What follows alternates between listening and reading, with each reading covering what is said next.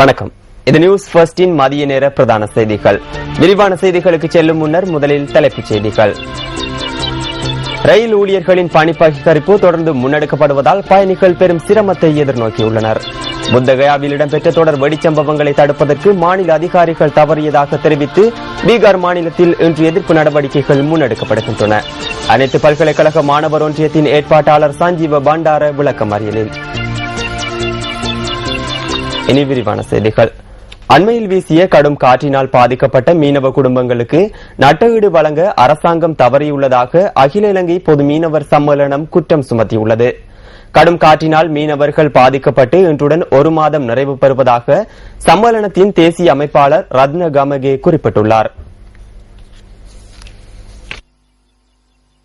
சீரற்ற வானிலையால் மீனவர்களின் வாழ்வாதார தொழில் பாதிக்கப்பட்டுள்ளதால் அவர்கள் பெரும் அசௌகரியத்தை எதிர்நோக்கியுள்ளதாக அவர் சுட்டிக்காட்டியுள்ளார். கடும் காற்றினால் உயிரிழந்த மீனவர்களின் குடும்பத்தினருக்கும் காயமடைந்தவர்களுக்கும் சேதமடைந்த படகுகளின் உரிமையாளர்களுக்கும் நஷ்டஈடு வழங்க அதிகாரிகள் இதுவரை எந்தவித நடவடிக்கைகளையும் மேற்கொள்ளவில்லை என அகில இலங்கை பொது மீனவர் சம்மேளனம் அறிவித்துள்ளது. இந்த குற்றச்சாட்டுக்கு பதிலளித்த இடர் முகாமைத்துவ அமைச்சர் மஹிந்த அமரவீர 3 மாதங்களுக்கு உலருணவு வழங்கும் திட்டம் ஏற்கனவே ஆரம்பிக்கப்பட்டுள்ளதாக கூறினார். கடும் காற்றினால் உயிரிழந்த மீனவர்களின் இறுதிக்கிரியைகளுக்காக உடனடியாக நிதியுதவி வழங்கப்பட்டதாகவும் அமைச்சர் சுட்டிக்காட்டினார். காற்றினால் பாதிக்கப்பட்ட மீனவர்களின் தகவல்களை உறுதி செய்யும் பணிகளை கடற்றொழில் அமைச்சு மேற்கொண்டு வருவதாகவும் இடர் முகாமைத்துவ அமைச்சர் குறிப்பிட்டுள்ளார். இதேவேளை அண்மையில் வீசிய கடும் காற்றினால் பாதிக்கப்பட்ட மீனவ குடும்பங்களுக்கு நஷ்டஈடு வழங்கும் நடவடிக்கை நாளை ஆரம்பமாக உள்ளதென கடற்றொழில் திணைக்களம் அறிவித்துள்ளது. இதற்கான ஏற்பாடுகளை தற்போது மேற்கொண்டு வருவதாக திணைக்களத்தின் பணிப்பாளர் நாயகம் ND ஹெட்டியாராச்சி கூறியுள்ளார். ஒலுவில் தென்கிழக்கு பல்கலைக்கழகத்தின் 2ஆம் ஆண்டு மாணவர்கள் இன்று காலை பல்கலைக்கழகத்திலிருந்து கால வரையறையின்றி வெளியேற்றப்பட்டுள்ளனர். விடுதி வசதிகள் தொடர்பில் பல்கலைக்கழக நிர்வாகத்தினரின் அறிவுறுத்தல்களுக்கு மாணவர்கள் கட்டுப்படாமையே இந்த நடவடிக்கைக்கு காரணம் என பல்கலைக்கழகத்தின் பதிவாளர் H. அப்துல் சத்தார் கூறினார். இன்று நண்பகலுக்குள் பல்கலைக்கழக வளாகத்திலிருந்து வெளியேறுமாறு பல்கலைக்கழகத்தின் விஞ்ஞான பீடத்தை தவிர்ந்த 2ஆம் ஆண்டு மாணவர்களுக்கு அறிவுறுத்தல் விடுக்கப்பட்டதாகவும் அவர் தெரிவித்துள்ளார். மேலும் உடன் அமலுக்கு வரும் வகையில் குறித்த மாணவர்களுக்கு பல்கலைக்கழக வளாகம் தடை செய்யப்பட்ட பிரதேசமாகவும் பிரகடனம் செய்யப்பட்டுள்ளது.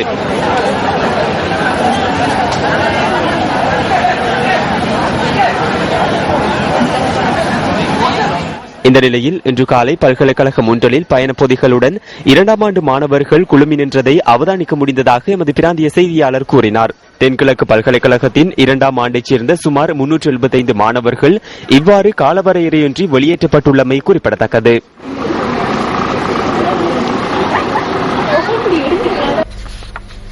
வவுனியாவில் காணாமல் போனதாக கூறப்படும் மாணவன் ஒருவரை கண்டுபிடித்து தருமாறு கோரி ஆர்ப்பாட்டம் நடத்தப்பட்டுள்ளது.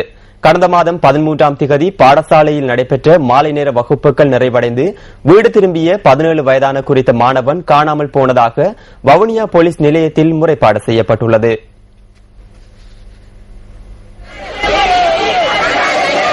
இன்று நடைபெற்ற ஆர்ப்பாட்டத்தில் மாணவனின் உறவினர்கள் மாணவர்கள் உள்ளிட்ட பலர் கலந்து கொண்டிருந்ததாக எமது பிராந்திய செய்தியாளர் கூறினார்.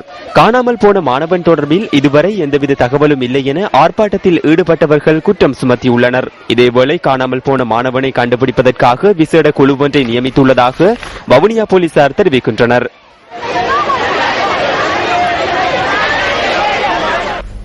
சவுதி அரேபியாவில் தொழிலுக்கு செல்லும் இலங்கை பெண்களின் தொழில் நாமத்தை மாற்றுவதற்கு வெளிநாட்டு வேலைவாய்ப்பு பணியகம் நடவடிக்கை எடுத்துள்ளது. இதற்கமைய தற்போது வீட்டு பணிப்பெண் என அறிவிக்கப்படும் தொழில் நாமத்தை வீட்டு நிர்வாக உதவியாளர் என மாற்றுவதற்கு தீர்மானிக்கப்பட்டுள்ளது.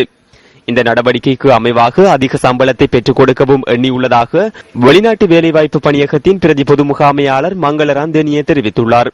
தேசிய தொழில் நிபுணத்துவ தேர்வில் சித்தியடையும் பெண்கள் மாத்திரமே எதிர்காலத்தில் வீட்டு நிர்வாக உதவியாளர் சேவைக்காக சவுதி அரேபியாவுக்கு அனுப்பி வைக்கப்படுவார்கள் என வெளிநாட்டு வேலைவாய்ப்பு பணியகம் குறிப்பிட்டுள்ளது.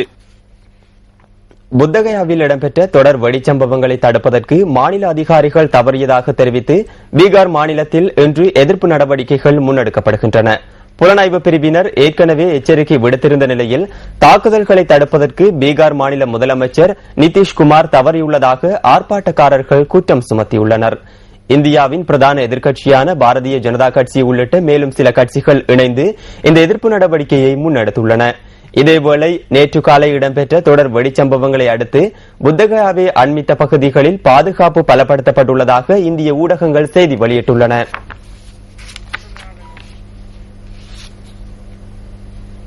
வருடத்தின் முதல் ஒரு மாதத்திற்குள் வரி செலுத்துவோருக்கு 15% தள்ளுபடி வழங்கப்படும் என கொழும்பு மாநகர சபை தெரிவித்துள்ளது.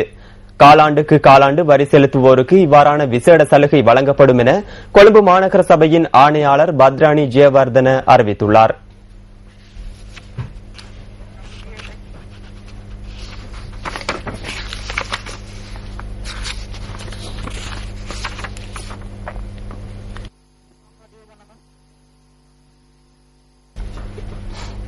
அனைத்து பல்கலைக்கழக மாணவர் ஒன்றியத்தின் ஏற்பாட்டாளர் சஞ்சீவ பண்டாரவை எதிர்வரும் 15ஆம் திகதி வரை விளக்கமறியலில் வைக்குமாறு கொழும்பு கோட்டை நீதவான் திலின கமகே இன்று உத்தரவிட்டுள்ளார்.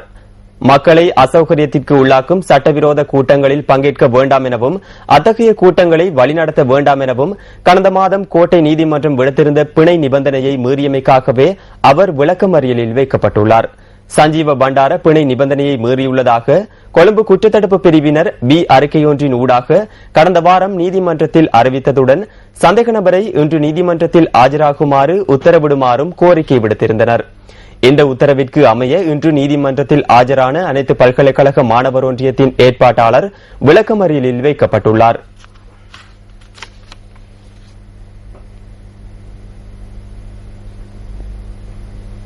ரயில் ஊழியர்களின் பணி பகிஷ்கரிப்பு தொடர்ந்து முன்னெடுக்கப்படுகின்றது. இதனால் பயணிகள் இன்று காலை முதல் பெரும் சிரமத்தை எதிர்நோக்கியுள்ளனர். கொழும்பு கோட்டை ரயில் நிலையத்திலிருந்தும் வெளி மாவட்டங்களிலிருந்தும் ரயில் சேவைகள் பெரும்பாலும் இடம்பெறவில்லை என எமது செய்தியாளர்கள் கூறுகின்றனர்.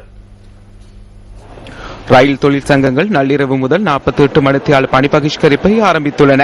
சம்பள பிரச்சினைக்கு தீர்வினை கோரி இந்த பணி பகிஷ்கரிப்பு இடம்பெறுவதாக ரயில்வே தொழிற்சங்க ஒன்றியத்தின் ஏற்பாட்டாளர் கூறினார். இதன் காரணமாக கொழும்பு கோட்டை ரயில் நிலையம் இவ்வாறு காட்சியளித்தது.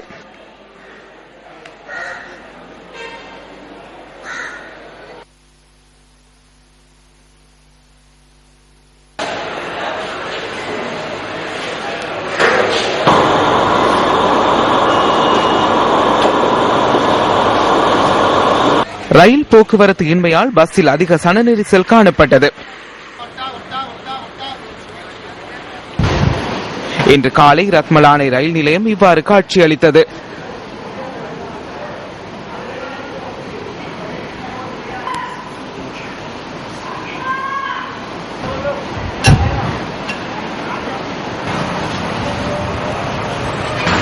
கண்டி ரயில் நிலையத்தின் காட்சியே இது.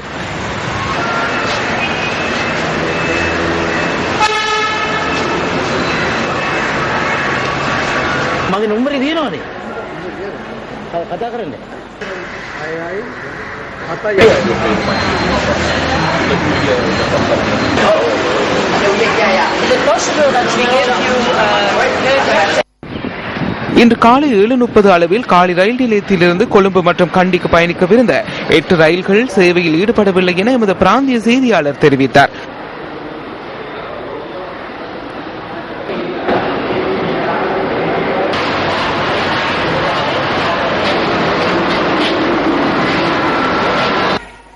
பணி பகிஷ்கரிப்பினால் அனுராதபுரம் ரயில் நிலையம் வெறிச்சோடி காணப்பட்டது.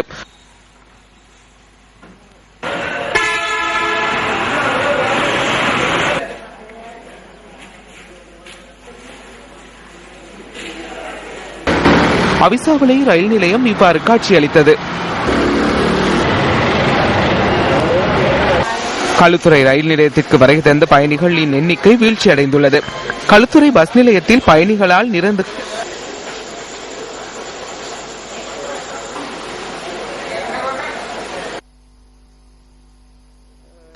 களுத்துறை பஸ் நிலையம் பயணிகளால் நிறைந்து காணப்பட்டது. இன்று காலை 7 மணி அளவில் கம்பஹா ரயில் நிலையத்திற்கு ஒரு ரயில் மாத்திரமே வருகை தந்துள்ளது. மேலும் சில ரயில் நிலையங்களின் காட்சிகளே இவை.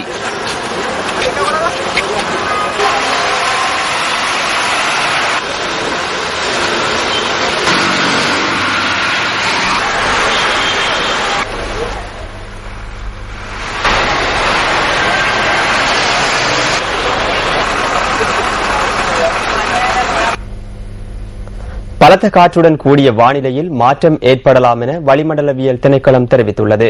இது தொடர்பான மேலதிக தகவல்களுடன் இணைந்து கொள்கின்றார் வானிலை அதிகாரி கே சூரியகுமாரன்.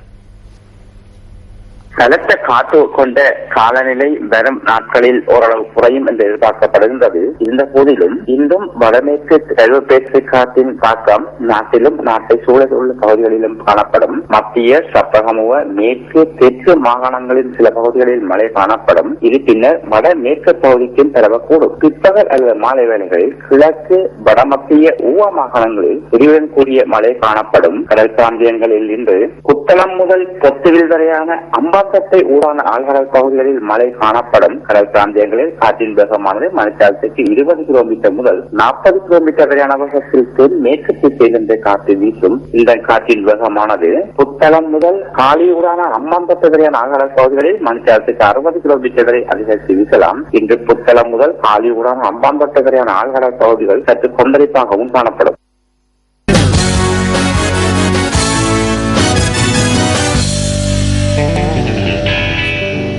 மும்முனை கிரிக்கெட் தொடரில் மழையால் பாதிக்கப்பட்ட மேற்கிந்திய தீவுகள் மற்றும் இலங்கை அணிகளுக்கு இடையிலான போட்டி இன்று தொடரவுள்ளது.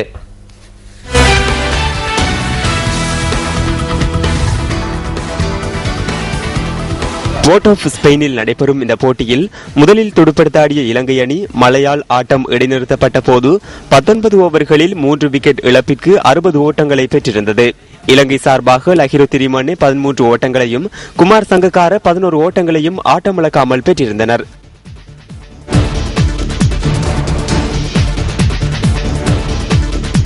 மேற்கிந்திய தீவுகள் அணி சார்பாக கெம்ரூச் 2 விக்கெட்டுகளை கைப்பற்றியுள்ளதுடன் ஜேசன் ஹோல்டர் 1 விக்கெட்டை வீழ்த்தினார். இந்த போட்டியில் மேற்கிந்திய தீவுகள் அணியின் தலைவர் டுவேன் பிராவோ விளையாடவில்லை என்பதுடன் அணியின் தலைவராக கேரன் பொலாட் செயற்படுகின்றார். இந்த போட்டியில் மேற்கிந்திய தீவுகள் அணி வெற்றி பெறும் பட்சத்தில் இலகுவாக இறுதிப் போட்டிக்கு தகுதி பெறும் என்பதும் குறிப்பிடத்தக்கது.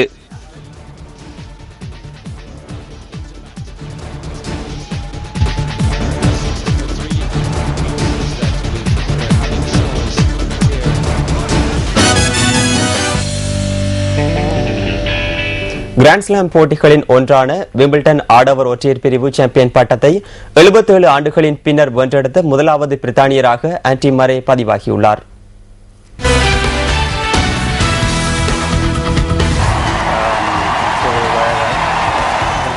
லண்டனில் நடைபெற்ற இறுதிப் போட்டியில் செர்பியாவின் முதல்நிலை வீரரான நோவேக் ஜோகோவிச்சை 3-0 என்ற நேர் செட் கணக்கில் ஆன்டி மரே வெற்றி பெற்றார். போட்டியின் முதல் செட்டை 6-4 என கைப்பற்றிய ஆன்டி மரே இரண்டாவது மற்றும் மூன்றாவது செட்களை 7-5, 6-4 என கைப்பற்றி சாம்பியனாக தெரிவு செய்யப்பட்டார். இதேவேளை மகளிர் ஒற்றையர் பிரிவு சாம்பியன் பட்டத்தை பிரான்சின் மரியன் பேட்டோலி வென்றெடுத்திருந்தார்.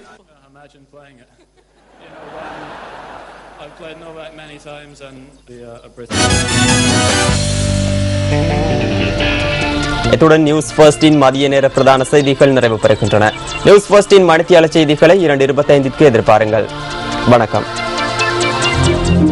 Hotline 0114 896 89